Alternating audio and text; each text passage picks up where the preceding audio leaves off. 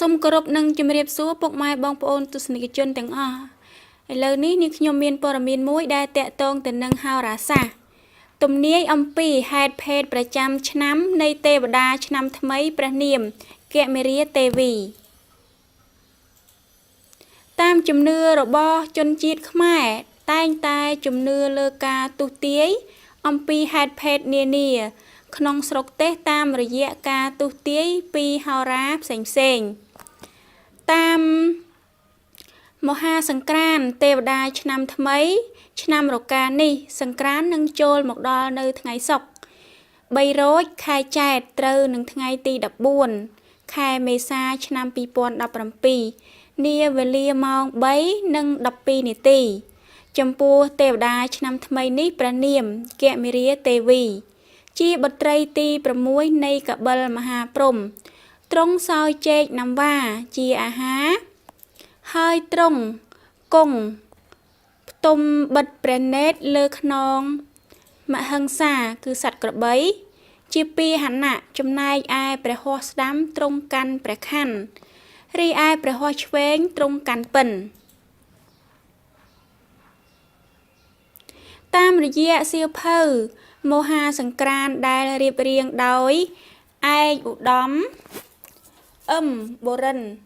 អគ្គលេខាធិការរងគណៈកម្មការជាតិរៀបចំបុណ្យជាតិនៃអន្តរជាតិនិងអន្តរជាតិគណៈកម្មការស្រាវជ្រាវវិជ្ជមានហោរាសាស្ត្រនិងប្រពៃណីទំនៀមទម្លាប់ខ្មែរបានបង្ហាញអំពីទំនាយនៃទេវតាឆ្នាំថ្មីដូចខាងក្រោម 1. ទំនាយអំពីទឹកភ្លៀងឆ្នាំនេះភពអង្គារជាអធិបតី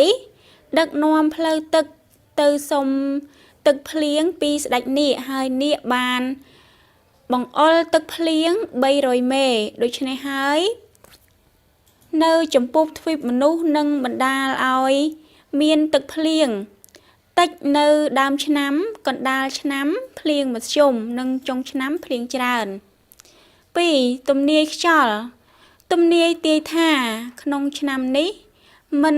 ត្រជាក់មិនក្តៅមានខ្យល់ព្យុះខ្លាំងៗជាច្រើនហើយអាចកើតហេតុល្អឬអាក្រក់អំពីខ្យល់ចាទី 3 ទំនាយអំពីទឹកទន្លេឆ្នាំនេះទំនាយទឹកទន្លេមានសំណល់0ដូច្នេះទំនាយទាយថាទន្លេបឹងបួរនឹងមានទឹកជំនន់ដោយទឹកភ្លៀងមានចំនួនច្រើនណាស់ច្រើនលើសអស់ឆ្នាំទាំងពួងចាទី4ទំនាយអំពីភោគផលរបស់កសិករឆ្នាំនេះមានកេត5មានឈ្មោះថាវិបត្តិទំនាយថាស្រូវសំណាបនឹងកើតមានរោគចង្រៃដង្កូវក្រាសត្វល្អិតបំផ្លាញនឹងបានផលពាក់កណ្ដាលខូចខាតពាក់កណ្ដាលភោជនីយអាហារបានផលជាមធ្យមស្រុកទេសអាចនឹងមានកិលេសយកសង្គ្រាមប្រជាអនុរាស្ត្ររស់បានសុខខ្លះនិងមិនសុខខ្លះចាចំណែកទី5ទំនាយការធ្វើស្រែទំនាយទាយថាស្រែទំនាបនិងស្រែដីទួលគ្រប់ទីកន្លែងនឹងទទួលបានផលល្អដូចគ្នាទាំងពីរយ៉ាងប៉ុន្តែបងប្អូនត្រូវប្រុងប្រយ័ត្នសត្វល្អិតចង្រៃដែលអាចមកបំផ្លាញភោគផលទាំងនោះបានចាទី6ទំនាយអំពីព្រះអាទិត្យឆ្នាំនេះយានជំនិះរបស់ព្រះអាទិត្យគឺសត្វដំរីទំនាយទាយថាភ្លើងកាចសាហាវស្រុកនាមនាគធ្វើយុគសង្គ្រាម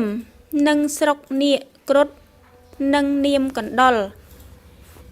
ចាសម្រាប់ព័ត៌មានតាក់ទងទៅនឹងហោរាសាស្ត្រនិងទំនាយទាយនៅក្នុងឆ្នាំ2017ចាគឺមានទាំង6ចំណុចនេះចាគឺចប់តែប៉ុណ្ណេះហើយសូមអរគុណប្រិយមិត្តទស្សនិកជនដែលបានតាមដានពី Channel យើងខ្ញុំសូមអរគុណសូមជម្រាបលា